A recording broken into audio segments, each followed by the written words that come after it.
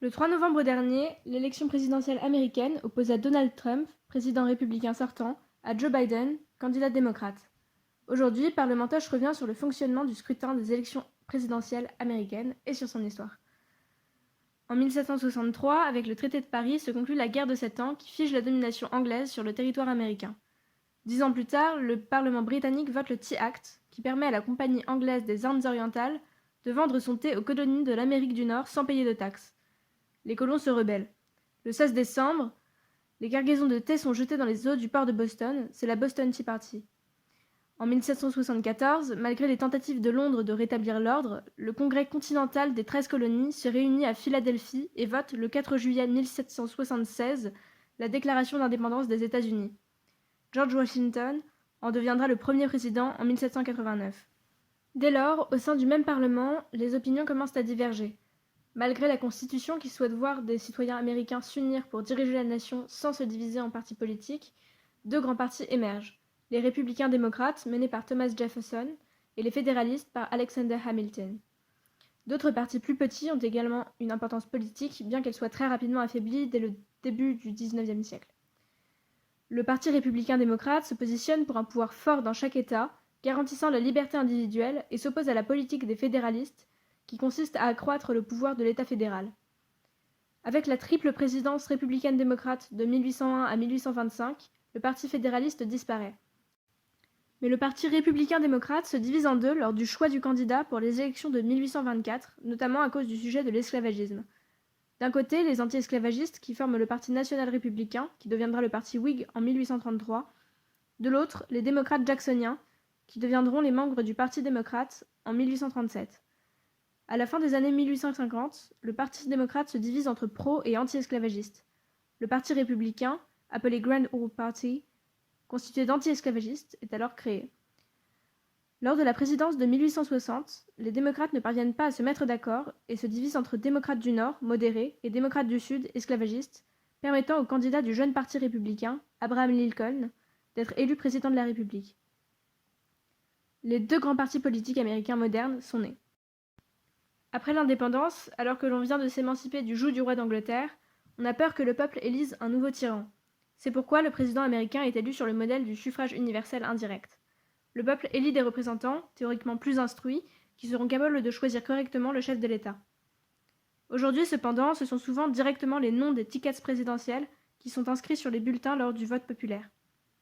Selon la Constitution, un mandat présidentiel aux États-Unis dure 4 ans et un candidat ne peut exercer que 2 mandats. Pour être éligible, il faut avoir plus de 35 ans, être né aux États-Unis et y avoir résidé au moins 14 ans.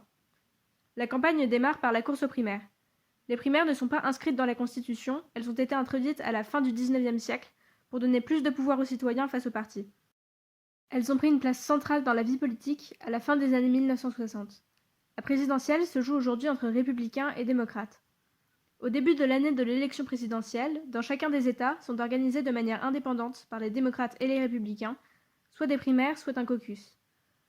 Chaque citoyen américain s'inscrit sur les listes électorales comme étant démocrate, républicain ou indépendant. Dans le cas de primaires fermées, seuls les électeurs inscrits comme sympathisants du parti concerné peuvent voter lors de sa primaire. Dans celui de primaire ouverte, les électeurs choisissent la primaire à laquelle ils souhaitent participer. Le vote se fait alors de façon classique. L'électeur choisit le candidat qu'il souhaite voir représenter le parti au présidentiel. Ainsi sont désignés pour chaque parti des délégués qui représentent le candidat et qui voteront officiellement lors des conventions nationales des partis en juillet. L'organisation d'un caucus est plus complexe. Des réunions de quartier où l'on débat se tiennent dans tout l'État concerné. Ces assemblées s'achèvent par un vote à main levée pour des délégués locaux qui ont ensuite eux-mêmes la charge d'élire des délégués nationaux lors de conventions de comté.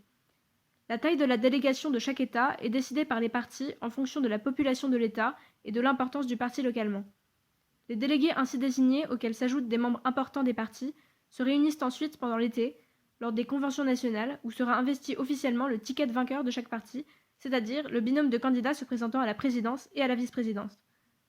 Au terme de ce processus, qui ne figure pas du tout dans la Constitution américaine, 2 candidats sont désignés pour s'affronter à la présidentielle en novembre.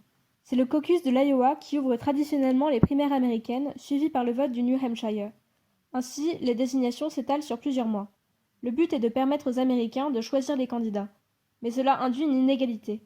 Dans les États qui votent en dernier, les voix ont moins d'importance car l'issue du scrutin est généralement déjà connue. Après le Labor Day, le premier lundi de septembre, c'est la dernière ligne droite de la campagne. Le vote a toujours lieu le mardi qui se situe entre le 2 et le 8 novembre. Historiquement, cela permettait aux citoyens ruraux de respecter le dimanche pieux et de se rendre à la ville le lundi afin de voter le lendemain. Dans chaque État, les citoyens élisent un certain nombre de grands électeurs par rapport à l'importance de leur population, égale à son nombre de députés au Congrès. Tous les États ayant 2 sénateurs et un nombre de représentants à la Chambre des représentants qui varie en fonction de leur population, les plus petits États ont donc au minimum 3 grands électeurs, tandis que l'État le plus peuplé du pays, la Californie, en désigne 55. La répartition du nombre de grands électeurs peut changer tous les 10 ans avec le recensement de la population. Excepté dans les Nebraska et le Maine, toutes les voix sont apportées au candidat arrivé en tête, quel que soit le résultat. Il suffit donc, par exemple, à un candidat d'obtenir une seule voix de plus que son adversaire en Californie pour s'assurer le soutien de ses 55 grands électeurs. C'est le système du winner takes all. Ainsi, un président peut être élu avec moins de voix de citoyens que son adversaire, comme Donald Trump en 2016. Ce cas de figure soulève bien sûr la question de la pertinence du système de collège électoral. En 2015, 60% des Américains le considéraient obsolète, et le système a failli être modifié dans la Constitution à 2 reprises, en 1816 et 1969. En effet, le poids des petits États dans l'élection est très important par rapport à leur population. Certains États votent traditionnellement toujours démocrates ou républicains, tandis que d'autres, que l'on appelle les swing states, font pencher la balance d'un côté ou de l'autre, suivant les années. Les candidats apportent donc beaucoup plus d'attention à ces États clés pendant leur campagne. Au total, les 538 grands électeurs forment le collège électoral qui est chargé en décembre de voter pour choisir le président. Le candidat qui rassemble au moins 270 voix l'emporte. Si aucun des candidats ne les obtient, c'est la Chambre des représentants qui choisit le président et le Sénat qui choisit le vice-président. Les 2 votes se font à la majorité, chaque État disposant d'une voix. Le président n'entre officiellement en fonction que le 20 janvier suivant, ou le 21 si le 20 est un dimanche, lors de l'Inauguration Day.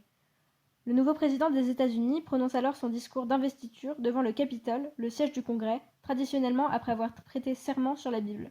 Bien qu'il semble qu'il y ait aujourd'hui un fossé entre démocrates et républicains, la réalité est à nuancer. En effet, les 2 partis s'accordent sur certains points, et notamment sur celui de l'American Way of Life. On ne distingue aucun mouvement anticapitaliste notable, ce qui s'explique assez simplement par leur passé commun et surtout par la guerre froide. Les politiques sociales sont encore assimilées au communisme et mal reçues aux États-Unis. Ce fut notamment le cas des réformes sur la santé dites Obamacare. L'opposition démocrate-républicain est en fait plutôt une opposition entre droite modérée et droite conservatrice. Il n'y a pas de réelle fracture idéologique entre les 2 grands partis, bien que les idées d'un démocrate progressiste soient tout à fait différentes de celles d'un républicain libertarien. Au sein de chaque parti, on retrouve en fait une coalition d'une grande diversité d'opinions. Cela explique que certains démocrates du Sud aient des idées parfois plus proches de celles prônées par le Parti républicain à l'échelle nationale que par celles de leur propre parti.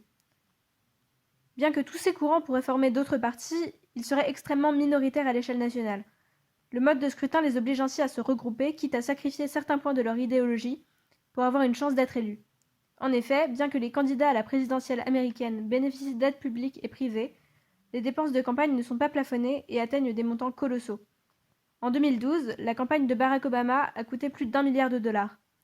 Les aides publiques ne représentent que le quart des dépenses des candidats en moyenne. Elles sont attribuées par la Commission électorale fédérale, alimentée par un impôt volontaire. Les fonds publics engagent en effet les candidats à respecter un plafond et à se passer des fonds privés après l'investiture par le parti. Avant 2002, entreprises, lobbies et syndicats pouvaient apporter des contributions directes aux candidats et à leur parti. Aujourd'hui, toute personne physique ou morale qui souhaite participer directement au financement d'une campagne doit passer par un Political Action Committee. Les candidats sont également soutenus par les Association 527. Contrairement aux candidats, elles sont autorisées à recevoir directement des dons des entreprises et peuvent lui apporter elles-mêmes leurs contributions financières sans plafond. L'élection présidentielle américaine a donc un fonctionnement complexe et historiquement source de nombreux débats.